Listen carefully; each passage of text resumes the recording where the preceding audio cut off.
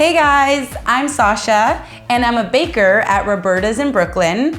I'm a fitness instructor at Barry's in New York City, and I'm also the host of today's episode of Alt Baking Bootcamp with Well+Good.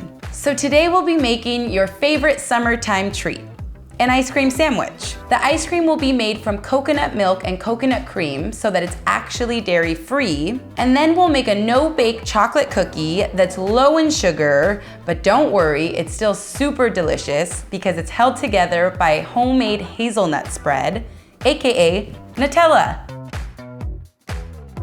Your typical ice cream sandwich is usually made with refined sugars, enriched flours, and lots of heavy cream, which some people just can't enjoy. Today we'll be swapping those out with maple syrup, oats, and coconut cream. Let's get started.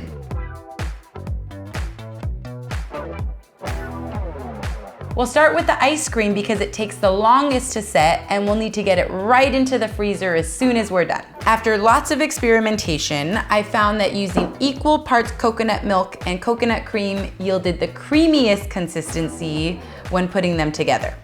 So you'll pour each of those into your larger vessel, one at a time.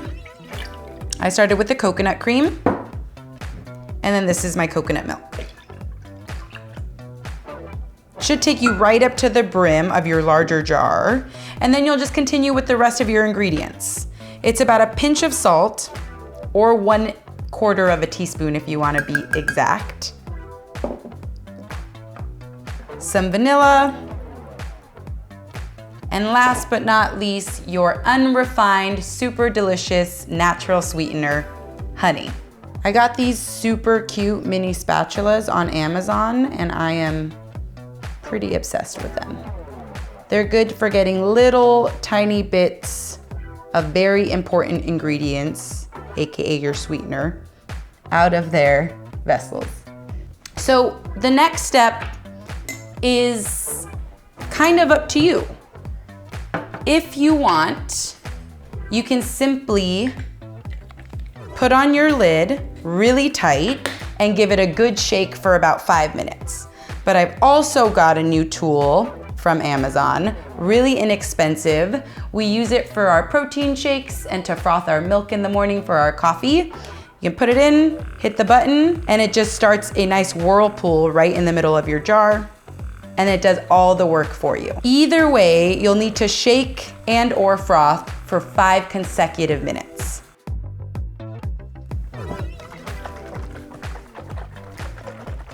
Do I look like a mixologist? How do they do it? Above their head? I don't know.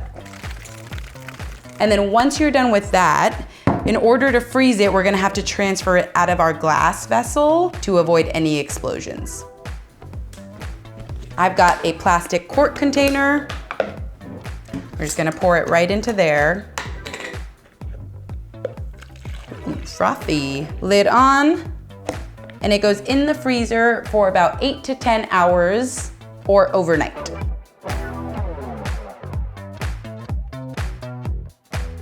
Okay, so moving right along to our no-bake chocolate cookies. Before we can combine all of the ingredients over the stovetop, we still need to make one of them. The homemade hazelnut spread, AKA your Nutella. You'll wanna start by toasting the hazelnuts in an oven at 350 degrees for about 8 to 10 minutes. You'll wanna check on them about halfway through. After toasting your nuts for about 8 to 10 minutes or until they become fragrant, you're gonna wanna let them rest until they're cool enough for you to handle. I've done that, so I'm gonna go grab them. You can then transfer them to another sheet pan with a clean kitchen towel on top of it so that you can get rid of all the skins that are starting to come off of the hazelnuts.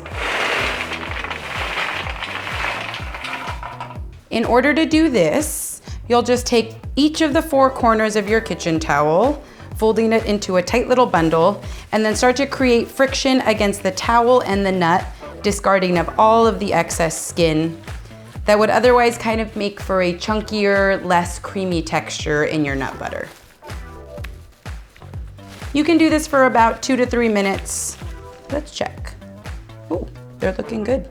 You can see that lots of this excess skin is starting to leave the actual nut itself.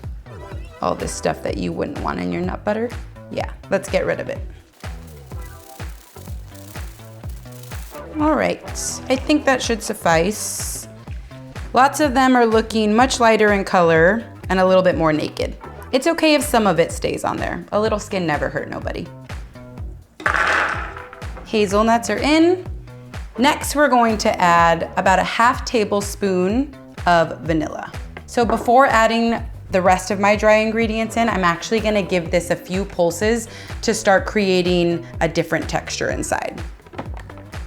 Lock it in, hit low, and let it go.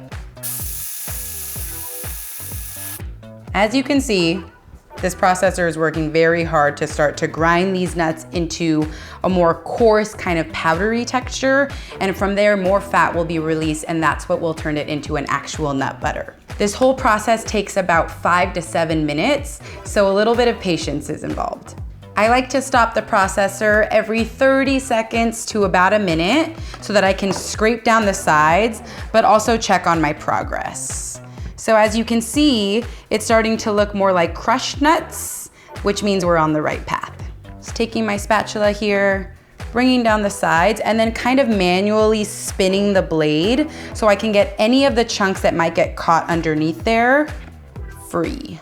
Hazelnuts are naturally really high in fat, so all the natural fat that's occurring in the nut is what's being released as you process them. That way no added oil or fat goes into this nut butter. So now it's starting to reach a consistency of almost like a wet sand, which isn't what we want in a nut butter, but definitely something that you're gonna see along the way.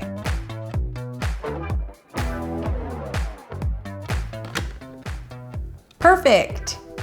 So once it's all come together to this nice creamy consistency, you can go ahead and add in your sugar and your cocoa powder at the same time. I like to kind of give it an evenly spread distribution here. And then one little pinch of salt to bring out the flavors in the cocoa powder.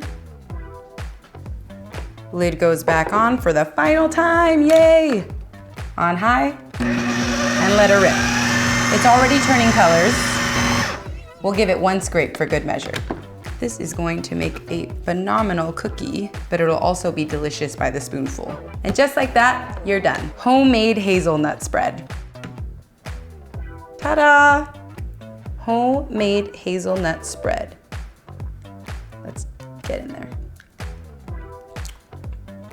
Mmm. Really good. So now that we have completed our hazelnut butter, we can move on to making our no-bake cookies. While we won't be using the oven, we will have to use the stovetop for just a few minutes. You'll start by lighting your flame to about medium-low. There we go.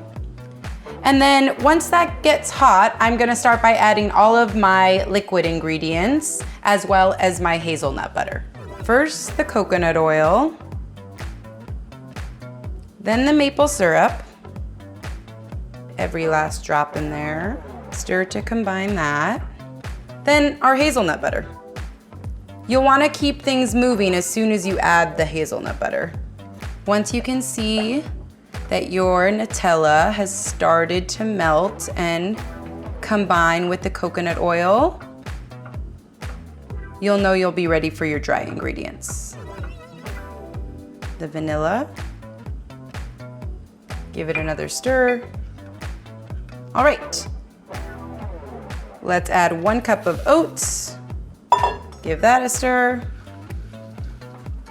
You kind of want to just get them fully coated here. I'm taking from the outsides and mixing them inward, and then we can add our shredded coconut. Once the coconut and the oats are fully combined with all of the wet ingredients, you can turn off your flame and get ready to start assembling. It should look something like that. Okay, so now that we've got all of our ingredients for the no-bake cookies combined in our saucepan, all that's left to do is scoop them and freeze them. You can use a tablespoon, but I have a fancy ice cream scooper that will give me perfectly round little cookie scoops. And dig right into the center. Press against the edge of the pot so that you can really flatten it out. Find a spot on the edge. Now, spreading is gonna be inevitable, and that's okay. But what you wanna do is kind of help it along to form the shape that you're gonna wanna end up with once they're frozen. So yes, I want something thick, but I also want it to be a little flat to form a sandwich. Kind of like that. You can continue until you're done with all of your ingredients. And if you wanted slightly smaller cookies, you can of course use a smaller spoon. Oh, these are coming together beautifully. All right. Without being too much of a perfectionist, I think those look great.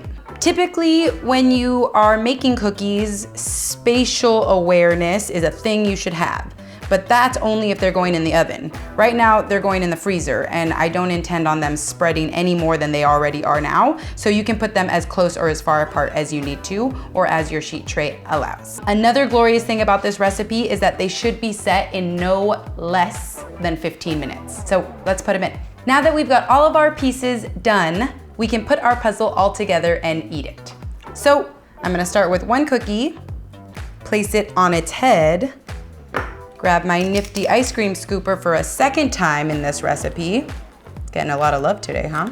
Now I brought my ice cream out about 10 minutes ago so it can soften. It's this really creamy texture already, all right? Woo! Grab another cookie, place it on top, and we're gonna dig in. How do I even go about this? All right, check it out. Oh,